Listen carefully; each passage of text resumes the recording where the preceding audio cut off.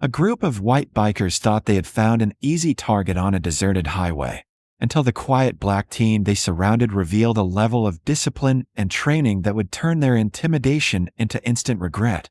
But none of that was obvious in the beginning. Not when the sun hung low over the cracked asphalt outside a fading desert town, and 17-year-old Malik Carter rode alone on his worn dirt bike, earbuds in, hoodie pulled low, looking like nothing more than another kid trying to clear his head after a long week, the kind of kid most people overlooked without a second thought, which was exactly how Malik preferred it, because attention brought questions and questions brought trouble, and Malik had learned a long time ago that staying unnoticed was often the safest way to move through a world that made assumptions before it asked for truth. The highway stretched empty for miles in both directions, the heat shimmering above the road, the only sound the steady hum of his engine and the faint rhythm of music in his ears, until something changed, subtle at first, a vibration beneath the wind, a distant growl that didn't belong to the stillness. Malik noticed it immediately, his eyes shifting to the rearview mirror taped to his handlebar, his posture adjusting just slightly, not tense, not nervous, just aware, because awareness had been drilled into him through years of early mornings and long hours that no one on this road could possibly guess. The sound grew louder, deeper, multiplying, engines, not one, but many, closing the distance fast, and within seconds the horizon behind him filled with movement, a pack of motorcycles tearing down the highway in tight formation, chrome flashing in the sun, leather jackets cutting through the wind, their presence loud, deliberate, impossible to ignore. Malik eased off the throttle just enough to stay steady, not speeding up, not slowing down too much, just watching, calculating, as the group approached and then surrounded him in a practiced motion that spoke of habit, of territory, of men who were used to taking up space and deciding who belonged in it. There were 8 of them, maybe 9, circling like predators testing the edges of something smaller, something they assumed was weaker, their engines revving aggressively as they boxed him in, one pulling up too close on his left, another drifting behind him, cutting off any easy escape.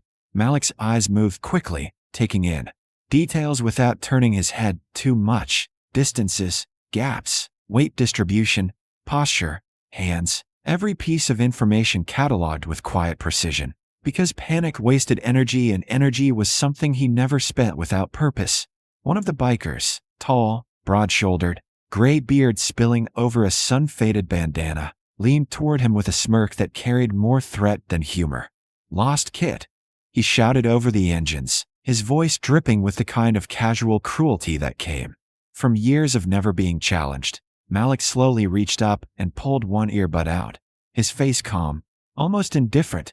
"No, sir," he replied, his tone respectful but flat, not submissive, not confrontational, just controlled.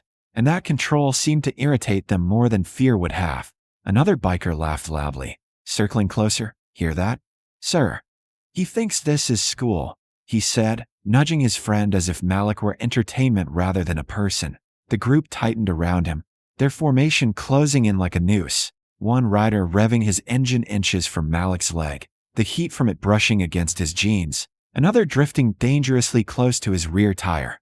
Testing his balance, testing his reaction, Malik kept his grip steady, his breathing even, his mind already mapping the situation, noting who was closest, who moved impulsively, who watched instead of acted. The leader leaned in again, closer this time, his voice lower but sharper. "What's a kid like you doing out here alone?" The question wasn't meant to be answered, it was meant to remind Malik of his position, or at least the position they believed he held. Malik didn't respond, his silence deliberate, because words in moments like this often made things worse, and he had no intention of giving them anything they could twist. The lack of response triggered exactly what he expected, irritation flickering across the leader's face. "You deaf, or just stupid?"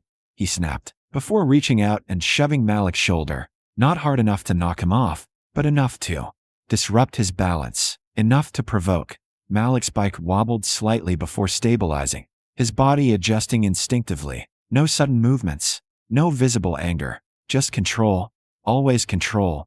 Behind him, another biker laughed and kicked lightly at his back tire, the impact small but intentional, the group feeding off each other's energy, their confidence growing with every second. Malik didn't react the way they expected, because in their minds, silence meant weakness, calm meant fear, and restraint meant submission. And that misunderstanding was the foundation of everything that was about to go wrong. Malik's eyes shifted again, this time more focused, more precise, his brain running through scenarios, not in panic, but in preparation, measuring timing, spacing, momentum. The way one rider leaned too far forward when he laughed, the way another kept glancing at the leader before acting. The subtle signs of hierarchy and hesitation that most people would miss, but Malik had been trained to see instantly, because years ago someone had taught him that fights were rarely about strength and almost always about awareness, about patience, about waiting until the exact moment when action mattered most. And as the bikers continued circling, laughing, pushing boundaries, they had no idea that every second they spent escalating the situation was giving Malik more information, more control, more advantage. The leader revved his engine again, louder this time, leaning in so close that Malik could smell the leather and gasoline. "You don't talk much, do you?" he said, a grin spreading across his face as if he had already decided how this would end. Malik finally looked directly at him, his expression unchanged, his voice low and steady. "I don't want trouble," he said, and for a brief moment there was a pause, a flicker of something unreadable passing through the group, but then it was gone, replaced by louder laughter, harsher now, more aggressive, because to them, that sentence wasn't a warning. It was confirmation of everything they believed about him, and that belief was about to cost them far more than they realized. The laughter didn't fade. It sharpened, turning colder, more deliberate, as Malik's calm refusal seemed to irritate them instead of backing them off. The leader grinning as he looked around at his crew. "Hear that?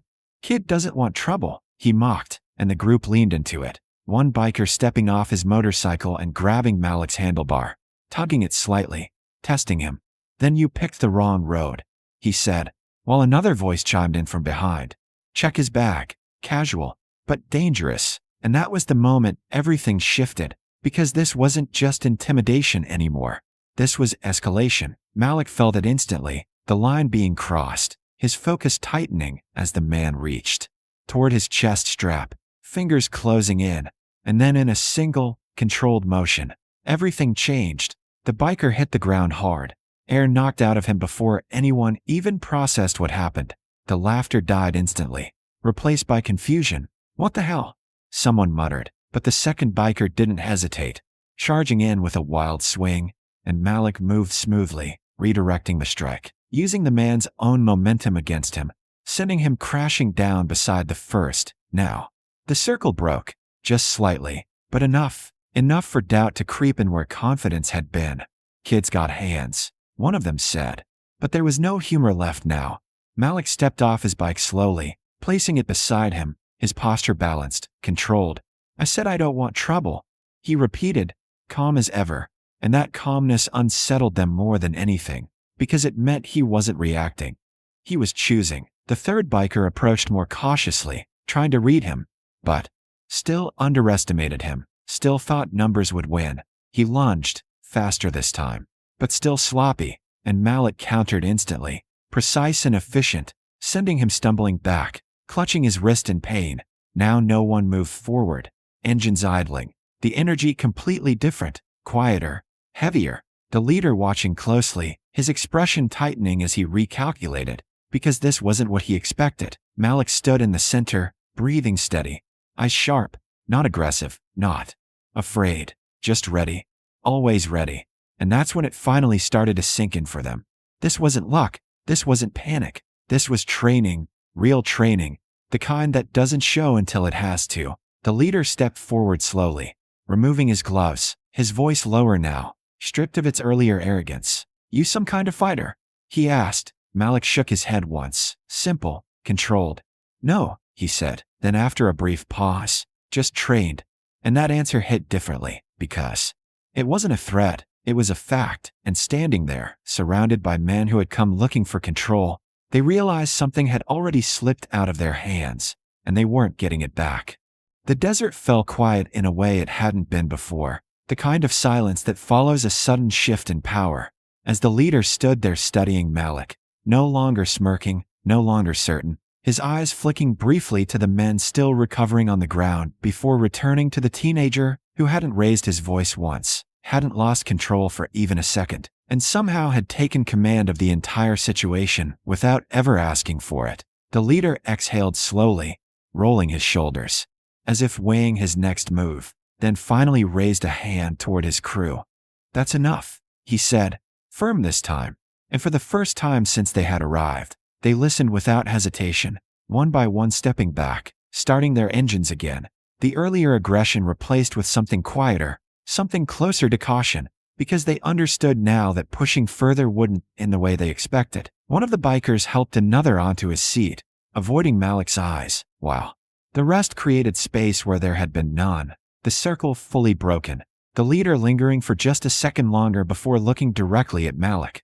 "You got lucky today, kid," he said. Though the words lacked conviction, Malik met his gaze without flinching, his voice steady, almost indifferent. "No," he replied, "I didn't."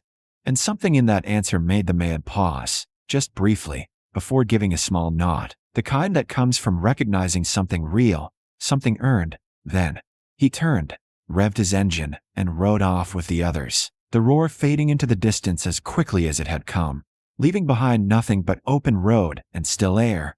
Malik stood there for a moment, letting the silence settle, his breathing even, his focus slowly easing.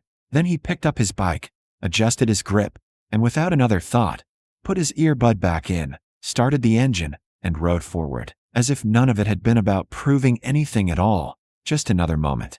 Handled, another situation finished, and somewhere behind him, a group of men who had come looking for an easy target rode away with a lesson they hadn't expected to learn.